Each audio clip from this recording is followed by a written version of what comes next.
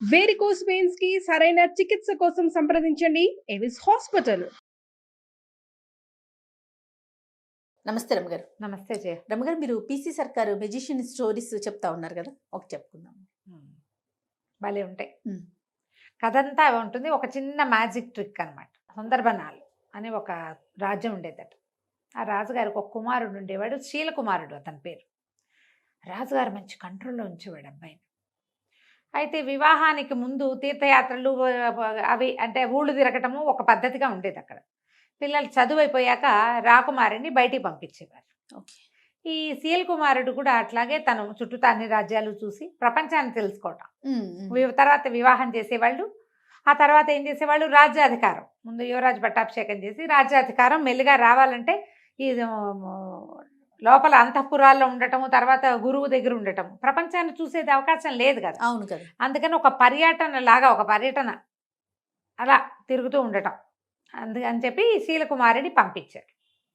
ఇతను ఈ సుందరబనాల నుంచి బయటికి వెళ్ళి తమకి కొంత దూరంలో ఉన్న ఒక కోసల రాజ్యానికి వెళ్ళాడు.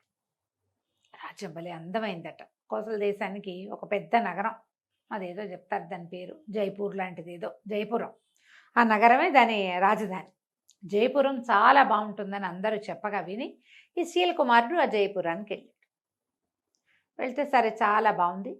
ఆ వెళ్తూ ఉంటే ఒక పెద్ద పెద్ద తోటలు కనపడ్డాయి అతనికి.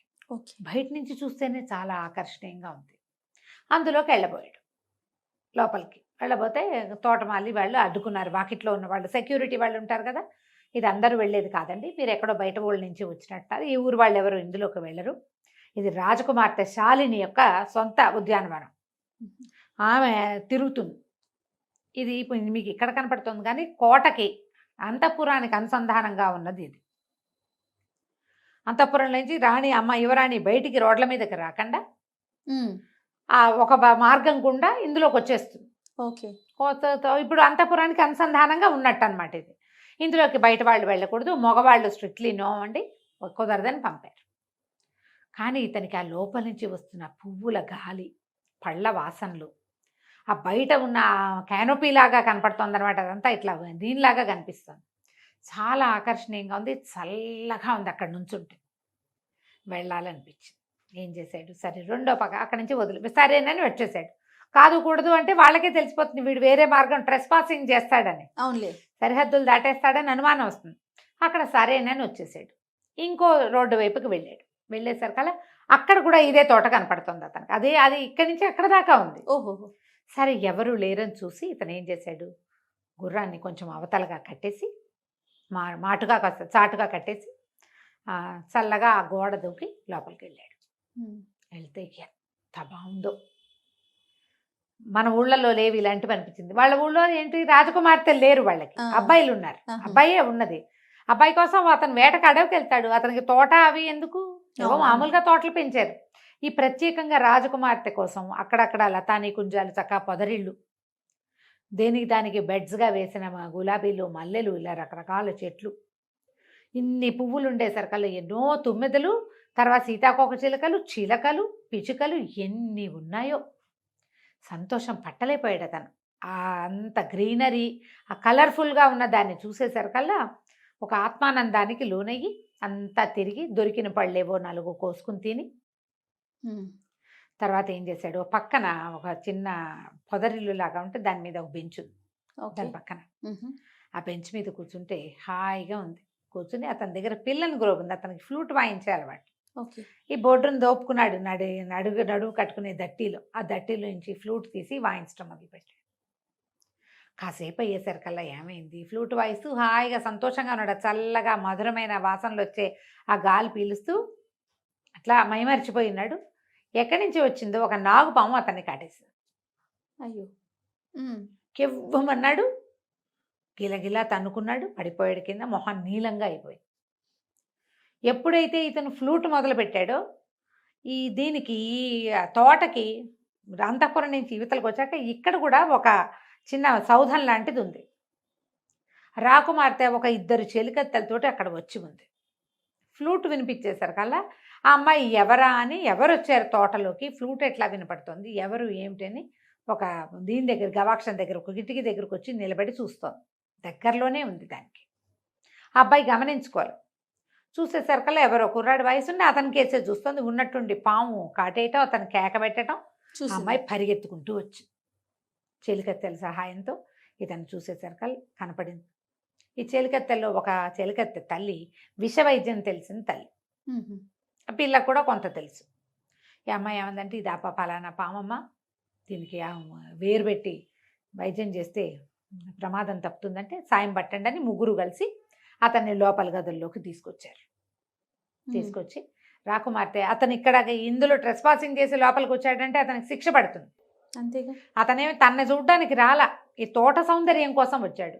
ఆ సంగీతం బాగుంది, రాకుమారుడు చక్కగా ఉన్నాడు. ఎవ్వరికీ చెప్పకుండా 5-6 రోజుల పాటు అతన్ని అక్కడే దాచిపెట్టి వైద్యం చేయించి అతను కోలుకునేదాకా కాపాడింది. ఓకే. కాపాడి పంపించేద్దాం అనుకుంది. కాస్త కోలుకునేసరికల్లా తన ఫ్లూట్ వాయించడము, కబుర్లు, మాటల్లో మెల్లిగా మనసు ఇచ్చిపుచ్చుకున్నారు వీళ్ళు. కోలుకున్న తర్వాత ఇతను, నేను బయలుదేరి చాలా కాలం అయింది, ఇంటికి వెళ్ళిపోతాను అని చెప్పి, నాకు కూడా వివాహ ప్రయత్నాలు చేస్తున్నారు అని తెలుసుకున్నాడు ఆ అమ్మాయికి.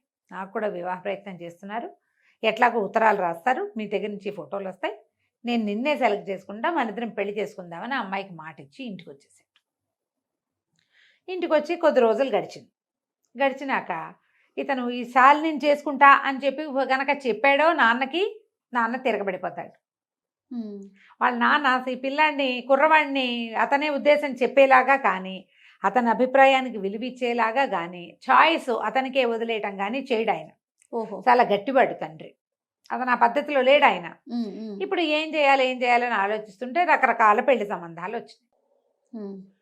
శాలిని ఫోటో కూడా ఉంది అందులో. ఓకే. ఆ చిత్తరువు కూడా ఉంది. అన్నీ చూసిన తర్వాత ఇతను శాలిని ఉంది చెప్దామనుకున్నాడు. తండ్రి, మంత్రి గారు, రాజగురువు ముగ్గురు కలిసి స్క్రూటినీ చేసి వాటిని ఏం చేస్తారు, అన్నీ చూసి ఈ అమ్మాయి తండ్రి ఎంతమంది ఫైనలైజ్ చేస్తారు కదా, ఇవన్నీ చూసేసి చివరికి 3 సంబంధాలు తేల్చారు. ఆ 3 శాలిని లేదు. ఏం చేయాలో తెలియలా, దిగులుగా అయిపోయాడు. వెళ్ళొచ్చిన దగ్గర నుంచి అతని ధోరణి మారిందని, ఇప్పుడు ఈ పెళ్లి సంబంధాలు చూడటం మొదలుపెట్టాక ఇంకా మొహం వేళ్లాడేసి ఉంటున్నాడని కనిపెట్టాడు మంత్రి గారి కుమారుడైన దేవదత్తుడు. ఓకే. ఏమిటో ఇలా డల్గా ఉన్నావు ఏమిటి అని ప్రశ్నించేసరికి ఇంకెవ్వరికి చెప్పలేక ఈ శీల్ కుమారుడు ఏం చేశాడంటే దేవదత్తుడికి చెప్పాడు ఈ సంగతి.